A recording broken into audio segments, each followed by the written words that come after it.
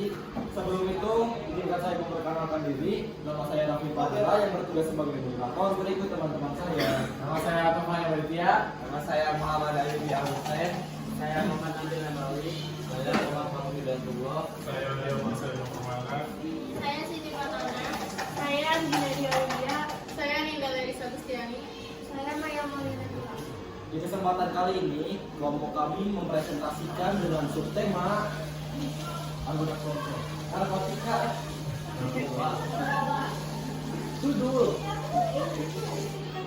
yang lain yang berjudul narkoba. Silakan slide pertama kali dijelaskan oleh Nabil. Narkoba ditinjau oleh istilah istirahat narkoba. Istilah narkoba di dalam Al-Quran memang tidak disebutkan padanya. Meskipun begitu, tidak berarti Islam tidak menjelaskannya. Dalam hal narkoba, maka disamakan dengan aman karena sama-sama menakutkan dan membahayakan. Lanjut. Di sini obat, Belum. di sini obatan psikotropika dan narkotika tidak mengandung alkohol yang tetap haram digunakan sebab dampak negatifnya sangat buruk sekali, baik dilihat dari sisi akal pikiran, kesehatan, harta benda maupun kepribadian berhubungan.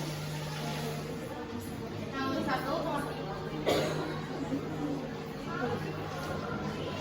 untuk pertama ada pengertiannya. Narkoba singkatan dari narkotika, psikotropika dan bahan asing, misalnya rokok, alkohol, kopi dan lain sebagainya. Narkotika adalah zat atau obat yang berasal dari tanaman atau bukan tanaman, baik sintetis maupun semi sintetis, yang dapat menyebabkan penurunan atau perubahan kesadaran, hilangnya rasa nyeri, dan dapat menimbulkan ketergantungan. Psikotropika adalah zat atau obat bukan narkotika, baik alkohol maupun sintetis yang bersifat psikoaktif melalui pengaruh selektif pada susunan sistem saraf pusat. Zat adiktif adalah obat yang apabila dikonsumsi maka dapat menimbulkan ketergantungan yang sulit diberhentikan.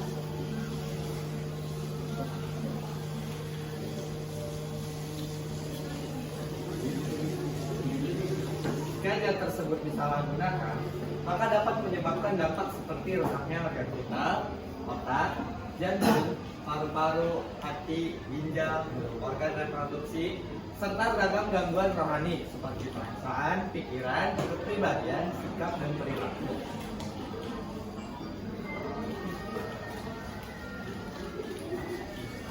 Penyalahgunaan narkoba. Penyalahgunaan narkoba merupakan gangguan perilaku dan perbuatan antisosial seperti berbohong, membolos, malas, mencuri, melanggar aturan, tidak disiplin, merusak, melawan orang tua dan guru, suka mengancam dan berkelahi, sehingga mengganggu ketertiban, ketentraman, dan keamanan bagi pihak banyak. Sekali mencoba narkoba, menimbulkan keinginan untuk mencoba lagi sampai ketagihan dan menderita ketergantungan. Sebab itu, harus berani menyatakan tidak, jauhi dan hindari. Umumnya, baru muncul keinginan menjauhi, tetapi sudah terlambat. Seperti dicengkram sesuatu yang tidak bisa melepaskannya lagi. Psikotropika pertama amfetamin, amfetamina dan ATS. Amfetamina adalah stimulan susulan saraf pusat seperti kokain, kafein, nikotin, dan katein. Semua bahan tersebut digunakan manusia sebagai sarana mengatasi ketegangan jiwa. Yang kedua, sabu itu adalah nama lain dari amfetamin. Yang ketiga, obat tidur atau penenang seperti Dipan, mangga, don, dan BPK, termasuk zat yang dapat menimbulkan halusinasi antara lain LSD, psilocybin dan Dan bro.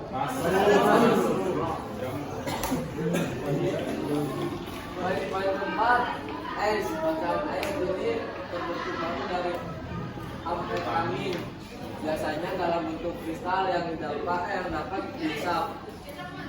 Ilhansia merupakan kelompok bahan kimia yang menghasilkan uap sehingga dapat mengubah perilaku seperti aerosol, bensin, perekat, solvent, dan atau pengaruh ruangan.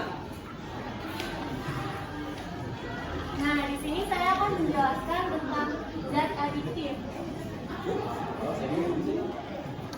Alkohol di dalamnya ada etanol. Kadar alkohol diperoleh dari fermentasi di antara alkohol yang sangat beracun adalah etil alkohol. Terus di sini ada nikotin. Dia bagian dari tembakau. Setiap satu batang rokok terdapat 1,1 nikotin. Sementara nikotin sendiri menjadi stimulan susunan saraf pusat. Selain nikotin, daun tembakau terdapat ratusan zat lainnya, misalnya ada tar. Kokain merupakan salah satu jenis narkoba yang dapat menyebabkan efek adiksi atau ketergantungan obat. Ketika sudah terkena efek ini, penggunanya akan merasa dorongan untuk terus menggunakan kokain. Jenis zat adiktif selanjutnya heroin. Heroin adalah obat yang sangat ampuh untuk menghilangkan rasa sakit, yang merupakan bagian dari beberapa obat. Jenis ini adalah obat yang paling umum dan bekerja dengan cepat dalam keluarga opiat. Penggunaan zat menyebabkan pengurangan rasa sakit jangka pendek, perasaan euforia, dan keinginan di seluruh tubuh.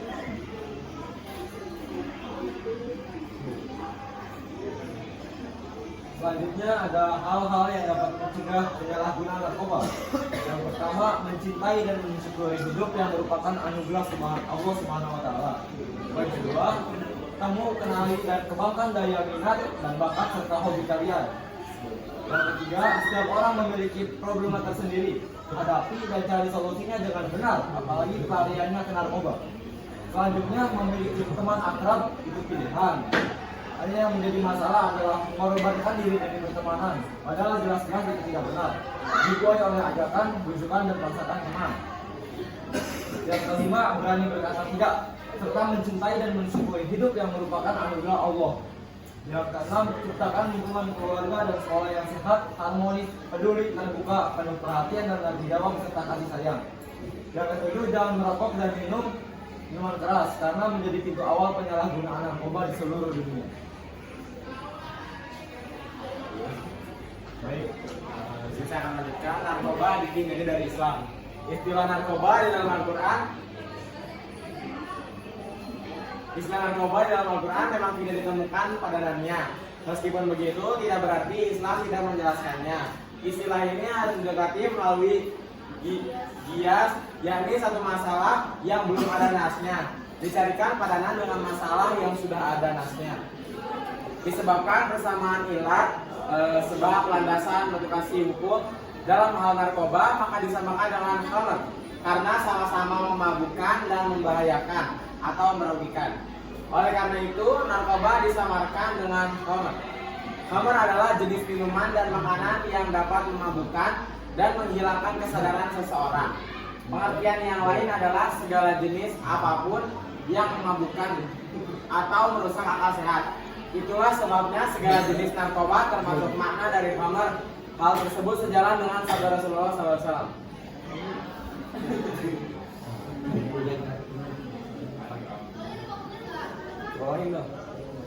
Yang artinya dari Ibnu Umar, dia berkata Rasulullah SAW bersabda, setiap yang memabukkan adalah khamr dan setiap yang memabukkan adalah diharamkan. Hadis riwayat Abu Dawud.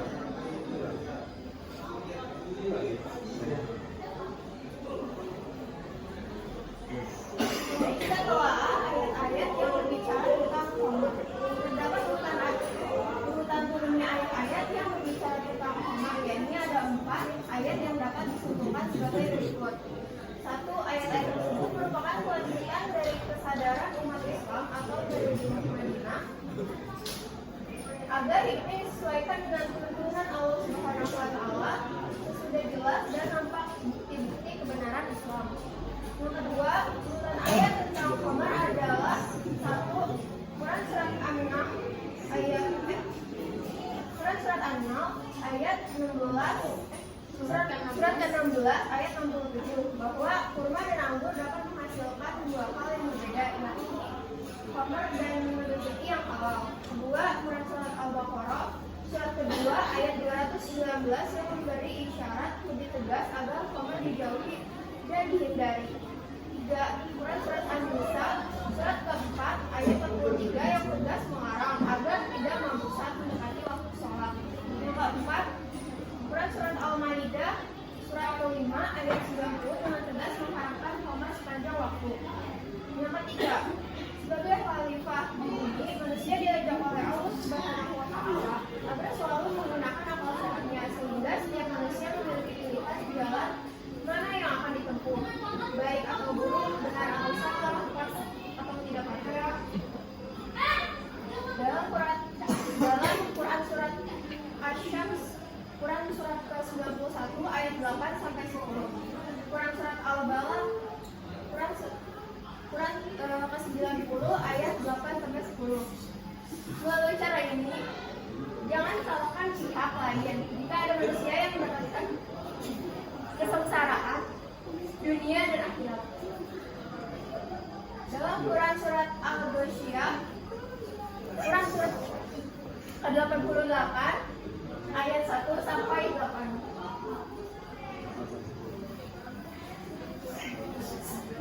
Quran surat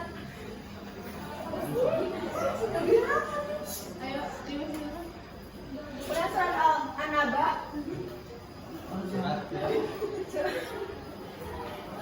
surat ke-78 ayat 21 sampai 30. Ulang gitu ada apa sih?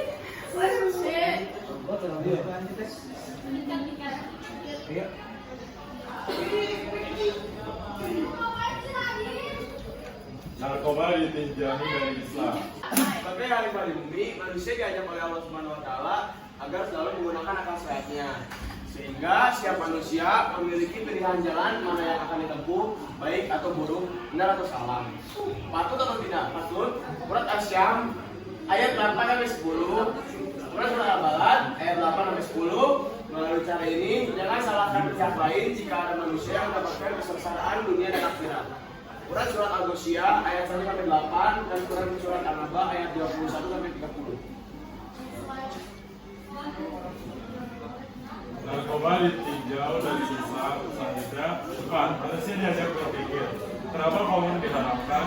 Itulah sebabnya Allah Subhanahu wa Ta'ala membentangkan informasi dan penjelasan tentang dosa mudarat dan bahaya yang disebutkan.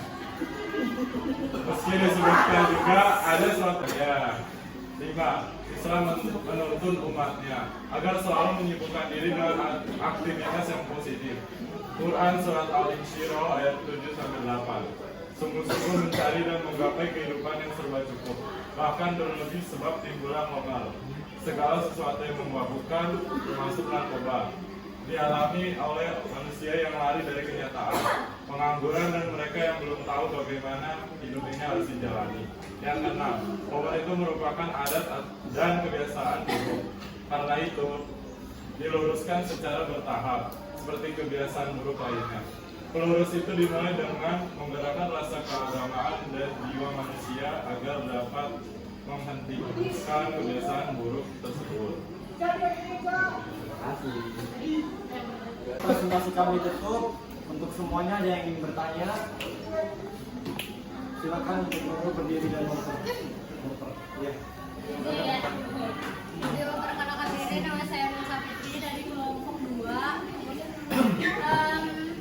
Ingin bertanya, kalau kalian lihat berita itu kan ada makanan atau minuman yang kayak diselapin narkoba gitu kan, terus kenapa nggak ada gejalanya gitu loh? Misalkan yang konsumennya gitu loh, kayak misalkan anak kecil yang bukan permen nih, yang ada unsur narkobanya, kok gak ada timbul gejalanya gitu? Kira-kira itu narkoba jenis apa? Boleh dijawab. Nurul, pertanyaan tadi akan langsung dijawab oleh Ninda. Silakan Ninda. Untuk mungkin kayak kan kita nggak akan tahu jenis narkobanya narkoba apa karena kan orang tersebut kan yang aslinya gitu.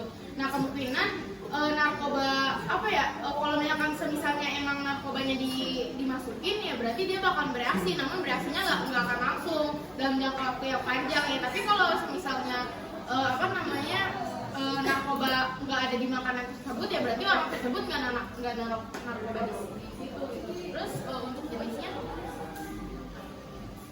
Ya, untuk jenis narkoba yang biasa di makanan anak-anak tersebut biasanya itu adalah jenis ekstasi. Oke. iya. Cukup Nurul, Anda cukup memuaskan dari jawaban tadi. Oke, terima kasih. Selanjutnya ada yang ingin bertanya lagi?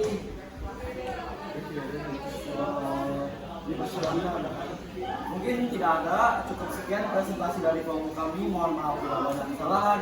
Akhir kata, wassalamualaikum warahmatullahi wabarakatuh.